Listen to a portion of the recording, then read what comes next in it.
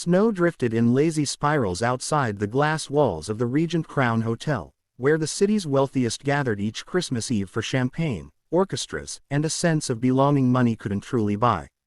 Inside the executive lounge, the fire crackled with the quiet dignity of a place meant for people who never rushed.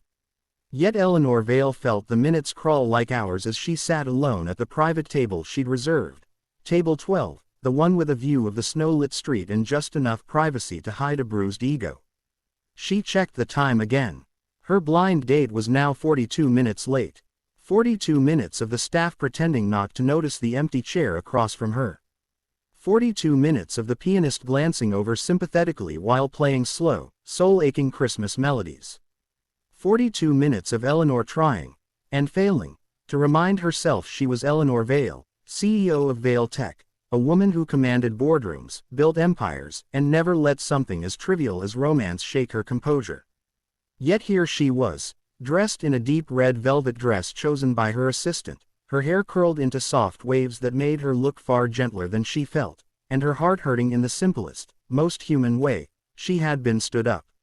She wanted to believe her date had just been delayed by snow, traffic, or some whimsical Christmas miracle, but each minute made that hope harder to swallow. When the lounge doors opened sharply, she straightened, only for her shoulders to sink again when it was just another couple laughing their way inside.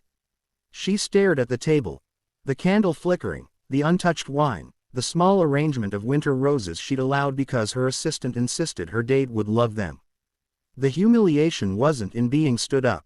It was in caring. Eleanor had spent the last years burying loneliness under productivity, disguising exhaustion with poise, and convincing herself that relationships were liabilities.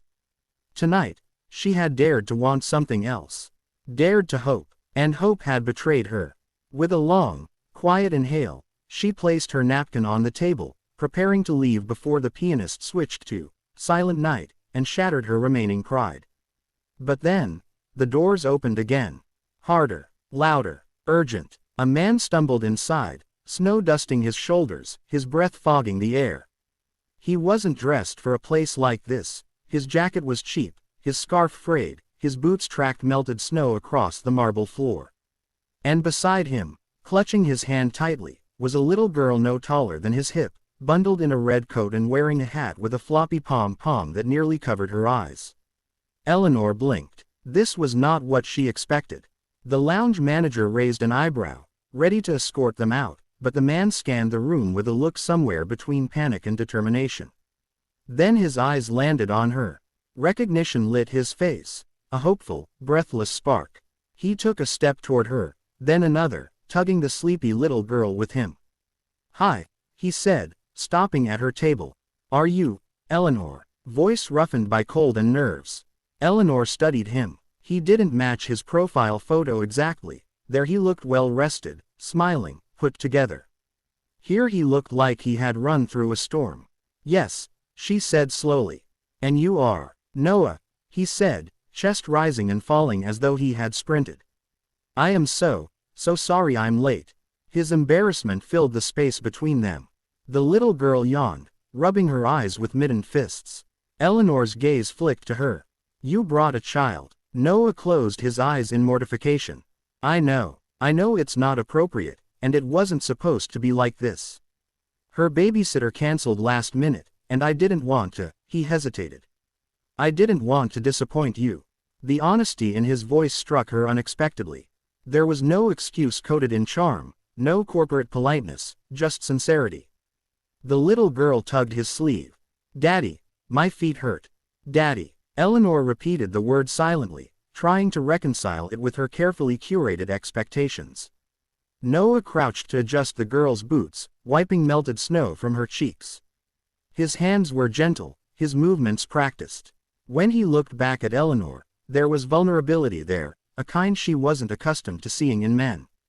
"If you want me to leave," he said quietly, "I understand. I wouldn't blame you." Eleanor looked at the chair across from her, empty far too long. She looked at his daughter, shivering but trying to smile bravely. And then she looked at Noah, whose eyes held an exhaustion she recognized intimately, the exhaustion of someone who had survived far too much without enough help. Something in her chest softened, melting faster than the snow on his boots. "Sit," she said. The relief on his face was immediate, a breath he'd clearly held for too long. He lifted his daughter into the chair beside him, wrapping his arm around her tiny shoulders. "Thank you," he murmured. As he settled in, the pianist shifted to a brighter Christmas melody, almost as if awarding them a second chance. The waiter arrived, trying to hide his confusion. Eleanor ordered cocoa for the child before Noah could apologize again. Noah watched her with a mixture of gratitude and disbelief. And for the first time all night, the emptiness inside Eleanor eased. Something had changed. Something important. Something she didn't yet understand. But she wanted to. Part 2. The cocoa arrived steaming, crowned with a cloud of whipped cream that immediately delighted Harper. Eleanor had learned her name within minutes. She watched the little girl dip her spoon into the cream, humming sleepily as she tasted it. Noah brushed a curl from her forehead with the gentleness of a man who'd done it thousands of times, each one with love. Eleanor found herself watching him more than she meant to. "I'm really sorry again," he said, cheeks still reddened from the cold. "This is probably the worst first impression anyone has ever made." "It's memorable," she said, lifting her coffee. "That's usually better." Noah's laugh was soft, surprised. "I was terrified you would walk out." Eleanor tilted her head. "Why?" He hesitated. You. And I'm not exactly the kind of person who belongs in a place like this." Eleanor's chest tightened, not with offense but with something like sadness. How many people had made him feel that way? "You're here," she said simply. "That means you belong." He looked down at his hands, moved by something he didn't say aloud. Harper tugged on his sleeve. "Daddy, can I have your cookie?" Noah smiled, giving it to her without hesitation. "She always steals the good parts," he said. Occupational hazard of being a dad. Eleanor's lips softened into a smile she didn't recognize, gentler, warmer. "She seems wonderful." "She is," he murmured. "She's my whole world." His voice dipped, heavy with unspoken history.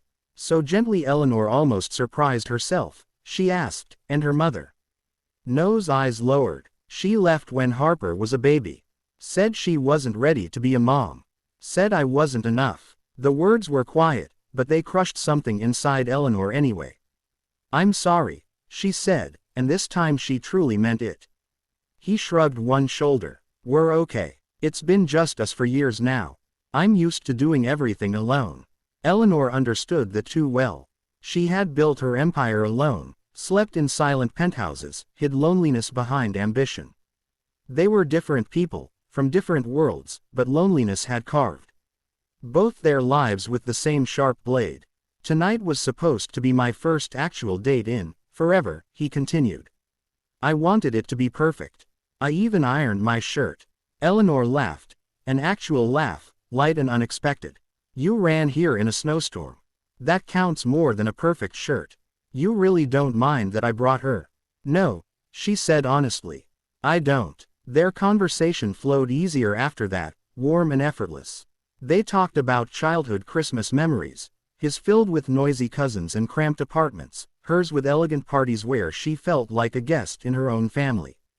They shared stories of baking disasters, Noah burning every batch of cookies he ever attempted, Eleanor confusing salt for sugar during a charity event. Harper, drifting in and out of sleep, occasionally chimed in with sleepy comments about penguins, cookies, and how her daddy made the best pancakes in the universe. Hours passed like minutes. The lounge emptied around them, leaving only the glow of the Christmas tree and the soft crackle of the fire.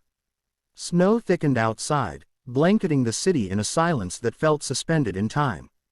Eleanor found herself leaning in, her chin resting on her hand as she studied Noah's face, the warmth in his eyes, the lines shaped by both laughter and exhaustion, the quiet strength of someone who had carried too much but still showed up anyway. "I have to ask you something," he said, voice hesitant. "Go on. Are you actually enjoying this?" The vulnerability in the question was so raw she felt it physically. "Yes," she said, no hesitation. "More than I expected to." His breath caught. "I thought you'd hate it. That you'd think I was irresponsible or unprepared or, I think," she interrupted softly, "that you're a good father." A very good one. And that matters more than perfection. Noah swallowed hard, looking away as if her words were something he wasn't used to receiving. Thank you, he murmured. Midnight crept close, signaled by the shift in the pianist's music to something sweet and slow. Harper had finally fallen fully asleep, curled into Noah's side, her tiny hand gripping his sleeve even in dreams. It's late, Eleanor said gently. You should take her home. He nodded, brushing a kiss to Harper's forehead as he prepared to stand. Then he paused. Can I?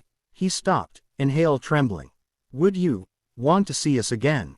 I mean, me, but also her, if you want, with an actual babysitter this time.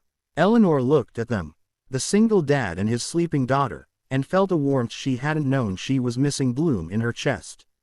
Yes, she said softly. I'd like that very much. Noah's relief was visible, a breath breaking free from months, years, of doubt. He stood with Harper in his arms, her head resting on his shoulder. Eleanor walked with him to the lobby, their steps quiet on the marble floor. The world outside looked like a snow globe, soft, glowing, magical. At the door, Noah turned to her. Thank you, he whispered. For tonight, for not giving up when you could have. Eleanor smiled, small but sincere. Thank you for walking in. He stepped into the snow, carrying his daughter through the winter night, a man who had shown up against all odds. Eleanor watched them disappear down the sidewalk, her breath fogging the air with something that felt almost like hope. Christmas Eve had not given her the date she expected. It had given her something better. The beginning of something real. The beginning of something hers.